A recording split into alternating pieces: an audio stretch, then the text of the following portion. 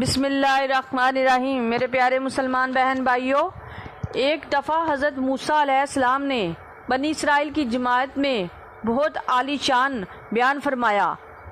Was کے بعد کسی نے پوچھا، کیا آپ سے بڑا عالم بھی کوئی ہے؟ فرمایا نہیں۔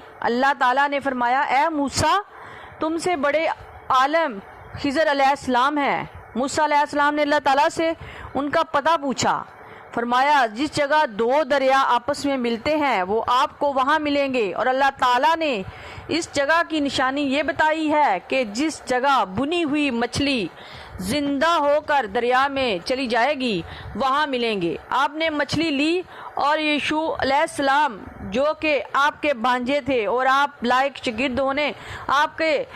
شاگرد ہونے کی وجہ سے آپ کے خلیفہ بنے، اپنے خدمت گار کو ساتھ لیا اور چل دیے۔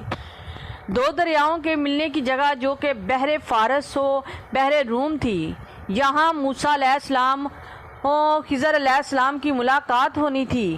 جب وہاں پہنچے، وہاں ایک پتھر کی چٹان تھی، اس کے نیچے آب حیات کا چشمہ تھا۔ ان دونوں بزرگوں نے وہاں آرام فرمایا اور ناشتہ کرنے کے لیے بنی ہوئی مچھلی ساتھ لی تھی، جو اسے جب پانی لگا تو وہ زندہ ہو کر پانی میں اتر گئی۔ تو حضرت یشوع علیہ السلام بیدار تھے اور یہ سارا منظر دیکھ رہے تھے، مگر جب موسیٰ علیہ السلام بیدار ہوئے تو وہ آپ سے یہ واقعہ عرض کرنا بھول گئے اور دونوں وہاں سے چل پڑے۔ جب دوپہر کا وقت آیا تو حضرت موسیٰ علیہ السلام نے کھانا طلب کیا تو یشوع علیہ السلام پریشان ہو گئے۔ عرض کی، حضور آپ کو بتانا بھول گیا، وہ مچھلی تو وہی پانی میں چلی گئی تھی جہاں ہم نے آرام کیا تھا۔ جب موسیٰ علیہ السلام نے یہ بات سنی تو فرمایا، چلو پھر واپس وہی ہماری منزل ہے۔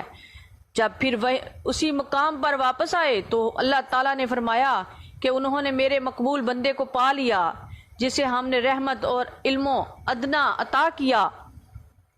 اللہ تعالیٰ نے فرمایا، اس سے موسیٰ علیہ السلام نے کہا، کیا میں تمہارے ساتھ رہوں اس شرط پر کہ تم مجھے سکھا دو گے نیک بات جو تمہیں تعلیم ہوئی؟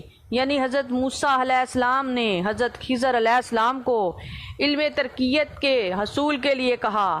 حضرت خضر علیہ السلام نے جواب دیا، بے شک آپ ضرور میرے ساتھ چلیں، مگر آپ کہا کہ آپ میرے ساتھ ہرگز نہ ٹھہر سکیں گے، یعنی آپ میرا کام دیکھ کر صبر نہ کر سکیں گے۔ معلوم ہوا کہ اللہ تعالیٰ نے حضرت خضر علیہ السلام کو علم غیب عطا فرمایا تھا۔ آپ نے اسی علم سے فرمایا کہ آپ صبر نہ کر سکیں گے، جو بعد میں ہونا تھا وہ آپ نے پہلے ہی بتا دیا۔ آپ صبر بھی کیسے فرما سکتے تھے جبکہ آپ ان کاموں سے متعلق ہی نہیں جانتے تھے، کیونکہ موسیٰ علیہ السلام شریعت کے امام اور خضر علیہ السلام ترقیت کے ماہر تھے، اس لیے حضرت خضر علیہ السلام نے جو بھی کام کیے وہ شریعت کے خلاف تھے۔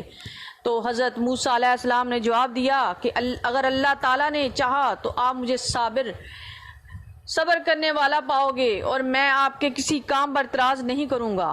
حضرت خضر علیہ السلام نے فرمایا، اگر آپ لازمی ہی میرے ساتھ جانا چاہتے ہیں تو میرے کسی کام پر اعتراض نہ کرنا، خاموشی سے چلتے جانا، میں خود ہی وضاحت کروں گا۔ موسیٰ علیہ السلام نے فرمایا، ٹھیک ہے، ایسے ہی ہوگا۔ پھر دونوں چلے اور ایک دریا کے کنارے پہنچے۔ کشتی پر سوار ہونے کے لیے آگے بڑھے تو ملا نے خضر علیہ السلام کو پہچان لیا اور کرایہ لیے بغیر سوار کر لیا۔ جب کشتی دریا کے درمیان پہنچی تو حضرت خضر علیہ السلام نے کشتی کے نیچے سے 2 پھٹے اکھاڑ دیے، مگر پانی کا ایک قطرہ بھی کشتی میں نہ آیا۔ یہ دیکھ کر موسیٰ علیہ السلام بول اٹھے، کیا آپ نے کشتی کو اس لیے پھاڑا ہے کہ یہ تمام ڈوب جائیں؟ یہ تم نے اچھا نہیں کیا۔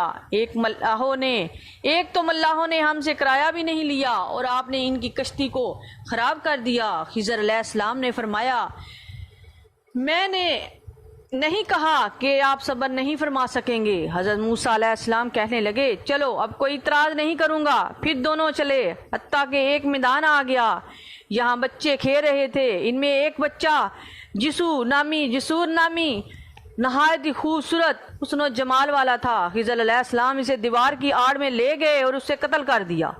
حضرت موسیٰ علیہ السلام نے فرمایا، تم نے ایک بے گناہ کو قتل کر ڈالا، تم نے بہت برا کیا۔ خضر علیہ السلام نے فرمایا میں نے نہیں کہا تھا کہ آپ صبر نہیں کر سکیں گے؟ موسیٰ علیہ السلام نے فرمایا اگر اس کے بعد میں نے آپ پر کوئی اعتراض کیا تو پھر بے شک آپ مجھے ساتھ نہ رکھیں۔ پھر دونوں چلے۔ ایک بستی جس کا نام انطاکیہ تھا کے پاس سے گزرے۔ بھوک لگی ہوئی تھی۔ بستی والوں سے کہا ہم تمہارے مہمان ہیں، ہمیں بھوک لگ رہی ہے، کھانا چاہیے۔ وہ کہنے لگے یہاں مہمانوں کا کوئی بندوبست نہیں، کہیں اور جگہ چلے جاؤ۔ جب اس بستی سے نکلے تو کیا دیکھتے ہیں کہ ایک دیوار جو تقریباً 100 گز اونچی تھی گرنے والی ہے۔ حضرت خضر علیہ السلام نے اس دیوار کو ہاتھ سے سیدھا کر دیا۔ موسیٰ علیہ السلام کہنے لگے اعتراض تو کوئی نہیں، مگر ان لوگوں نے ہمیں کھانا بھی نہیں کھلایا اور آپ نے ان کی دیوار سیدھی کر دی ہے۔ اگر تم چاہتے تو اس پر کچھ اجرت لے لیتے۔ حضرت خضر علیہ السلام نے فرمایا میں پہلے ہی کہہ دیا تھا کہ آپ میرے کام پر صبر نہیں کر سکیں گے۔ فرمایا یہ میری اور آپ کی جدائی ہے۔ جاتے ہوئے حضرت خضر علیہ السلام نے فرمایا میں چاہتا ہوں آپ کو ان کاموں کا باطن بھی بتا دوں جن کے ظاہر پر آپ نے اعتراض کیا تھا۔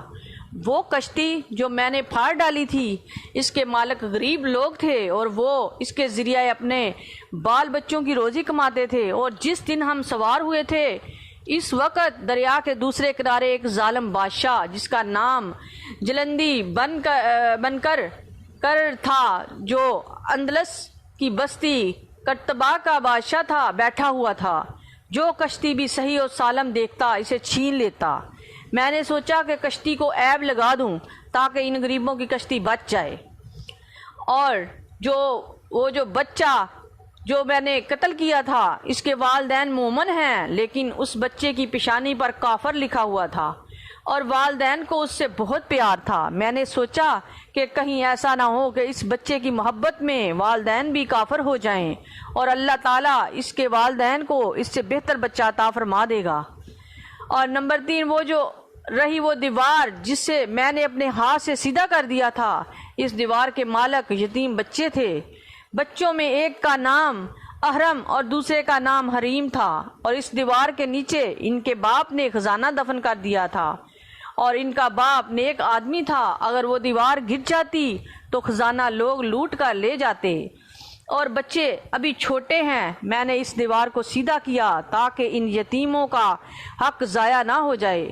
جب یہ بچے جوان ہوں گے تو ہم انہیں بتا دیں گے کہ تمہارے باپ نے اس دیوار کے نیچے تمہارے لیے خزانہ رکھا ہوا ہے، اور جو کچھ بھی میں نے کیا اپنے حکم سے نہ کیا، اور یہی ان باتوں کا راز ہے جس پر آپ صبر نہ کر سکے۔ تو میرے پیارے مسلمان بہن بھائیوں، اس پورے واقعے سے معلوم ہوا کہ جو علم حاصل کرنے کے لیے حضرت موسیٰ علیہ السلام حضرت خضر علیہ السلام کے پاس گئے تھے، وہ علم شریعت نہ تھا بلکہ علم ترکیت تھا، ورنہ اللہ تعالیٰ اپنے ہی نبی پر حضرت جبرائیل علیہ السلام کے ذریعے اس کی وحی فرما دیتا اور حضرت خضر علیہ السلام کے پاس نہ بھیجتا۔ یاد رہے کہ علم ترکیت زبان سے نہیں بلکہ صحبت اور نظر سے سکھایا جاتا ہے، اور یہ بھی ثابت ہوا کہ اللہ کے ولی کے پاس جانا اللہ تعالیٰ کے پیارے نبی کی سنت ہے۔ بے شک۔ وآخر دعوانا الحمد للہ رب العالمین۔